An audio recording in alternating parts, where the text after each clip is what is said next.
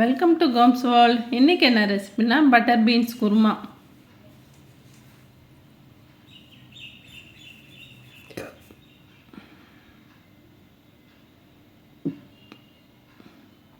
வாங்க இந்த butter beans kurma எப்படி செய்கிறதுன்னு பார்க்கலாம்.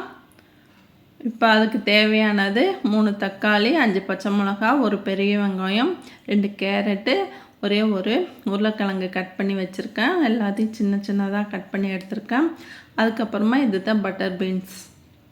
இப்போ தாளிக்கிறதுக்கு பட்டை, கிராம்பு, இஞ்சி பூண்டு நசுக்கி வச்சுருக்கேன். ஒரு கைப்பிடி அளவு புதினா, ஒரு கைப்பிடி அளவுக்கு மல்லி, இது பச்சை பட்டாணி, இது காமூடி தேங்காய் திருவி எடுத்துருக்கேன். இப்போ அடுப்பு ஆன் பண்ணி நான் குக்கரை வச்சுருக்கேன். இந்த குக்கர் காயவும் 3 ஸ்பூன் எண்ணெய் ஊற்றிக்கலாம்.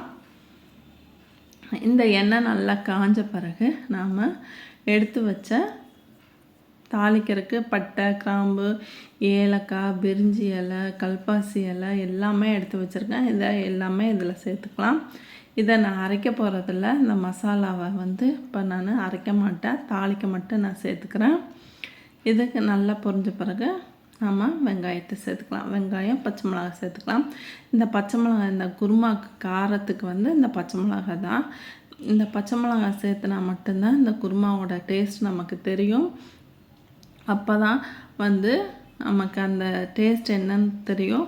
அதுவும் இல்லாமல் நீங்கள் மிளகாத்தூள் போட்டால் அதோட டேஸ்ட் தெரியாது. மிளகாத்தூள் சேர்த்துனா அது வேறு மாதிரி டேஸ்ட்டாக இருக்கும். நான் சொல்கிற மாதிரி செஞ்சு பாருங்கள், சூப்பராக இருக்குங்க. இது நல்லா வதங்கட்டுங்க. அதுக்கப்புறம் நம்ம தக்காளி சேர்த்துக்கலாம். நிறைய பேர் என் வீடியோஸ் பார்க்குறீங்க, சப்ஸ்கிரைப் பண்ணிட்டு பாருங்கள்.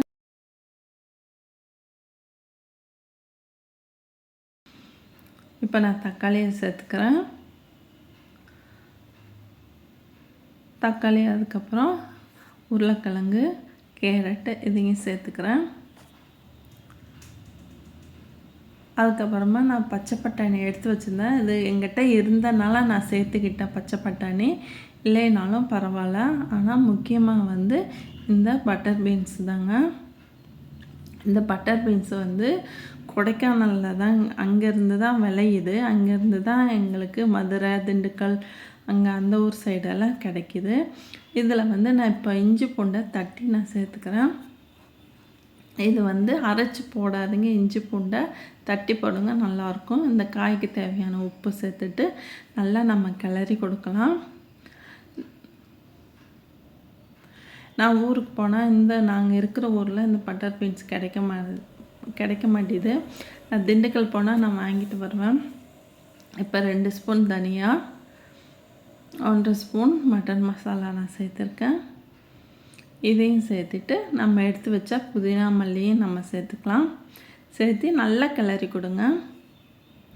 இந்த குருமா நெய் சாதத்துக்கு சூப்பராக இருக்குங்க. நெய் சாதத்துக்கு நம்ம வைக்கிறதா இருந்தால் கொஞ்சம் தண்ணியாக மீடியம் தண்ணியாக வச்சா நல்லாயிருக்கும்.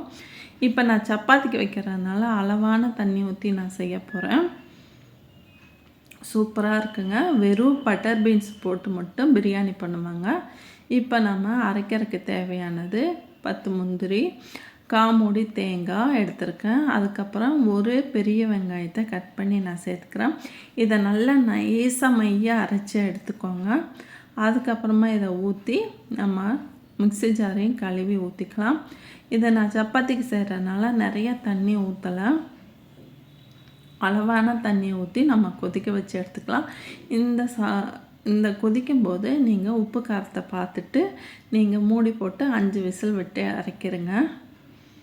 சூப்பராக இருக்குங்க இந்த குருமா. நீங்கள் செஞ்சு ட்ரை பண்ணி பாருங்கள். இந்த பட்டர் பீன்ஸ் கிடச்சா ட்ரை பண்ணி பாருங்கள். இது மாதிரி அருமையாக இருக்கும் இந்த குருமா.